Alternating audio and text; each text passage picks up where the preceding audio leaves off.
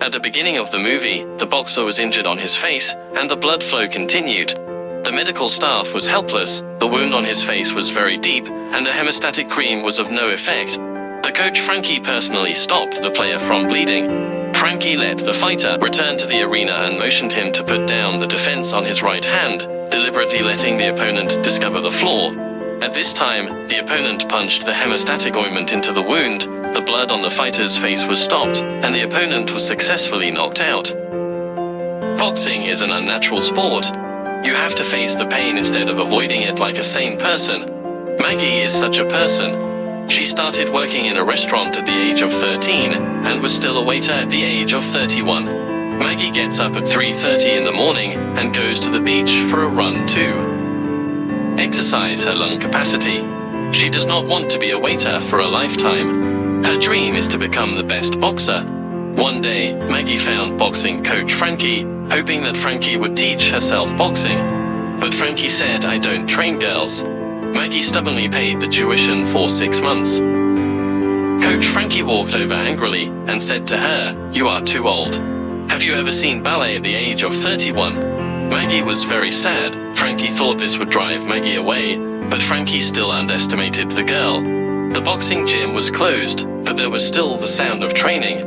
Maggie was playing a pear-shaped ball in the corner, and Coach Frankie walked over to chat with her. Frankie accidentally learned that today is Maggie's birthday, but Maggie is very frustrated, because every birthday means she is one step away from her dream. She is very eager to become a real boxer. Frankie was moved by Maggie's spirit, and decided to teach her to punch. Maggie runs and jumps rope every day to play basketball, training day and night, coupled with her own talents. Maggie soon has a strong strength, but when Maggie asked Frankie can take her to the game, Frankie said that I can only help you, that's it. Then Frankie handed Maggie to an agent, who had nothing to do in the boxing gym, who didn't know boxing at all. Frankie once had a boxer who insisted on playing against opponents with great disparity. He eventually lost, and I could only clean up every day. Therefore, the coach was unwilling to take Maggie to the competition. He was afraid that Maggie's tragedy would repeat itself. Frankie watched the game from a distance in the first game of Maggie's life. Finally, he couldn't stand it anymore, and rushed to the sidelines to give pointers. Maggie quickly knocked out his opponent.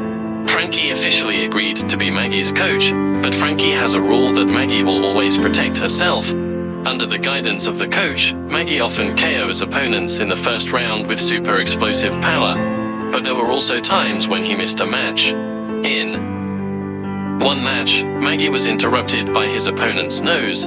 Frankie wanted to stop the match, but the stubborn Maggie did not accept the failure. Frankie helped Maggie connect the bridge of the nose and violently stopped the bleeding, but it could only last for 20 seconds time. Maggie eventually knocked out his opponent. Frankie gave Maggie a shirt made by himself. Maggie came to Europe to compete in a jersey. Her excellent performance caught the attention of a woman in the audience. She is a middleweight world champion, and is known for her dirty boxing skills. She has no humanity and doesn't care about the life and death of her opponent. The world champion challenged Maggie. Frankie hesitated and agreed to Maggie to participate in the competition, because he knew that Maggie now has the strength to hit the gold belt. The finals began. Maggie appeared wearing a shirt, and the audience shouted and cheered for her. The match was about to begin, and the two boxers each warmed up in the corner, one with firm eyes and fierce eyes. All the misfortune stemmed from an extremely tragic match, which was the women's midweight gold belt competition. At the beginning of the game, Maggie, who was technically stable, clearly gained the upper hand, hitting heavy punches one after another. But the opponent took advantage of Maggie's attention, and attacked Maggie with an elbow, knocking Maggie to the ground. As a coach, Frankie was very angry.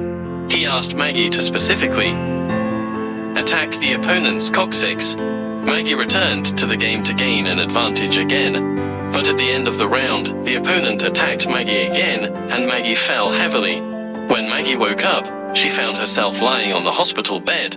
The opponent's sneak attack caused her to break her spine and paralyzed everything from the head down. Frankie looked at her from the side. He regretted now that Maggie was allowed to participate in the full match, and he shouldn't even teach her to punch at the beginning. Frankie called hospitals all over the country, and 2 of them said they could be treated, but they all said they couldn't do anything after they performed a comprehensive checkup on Maggie. So she personally helped Maggie wipe her body.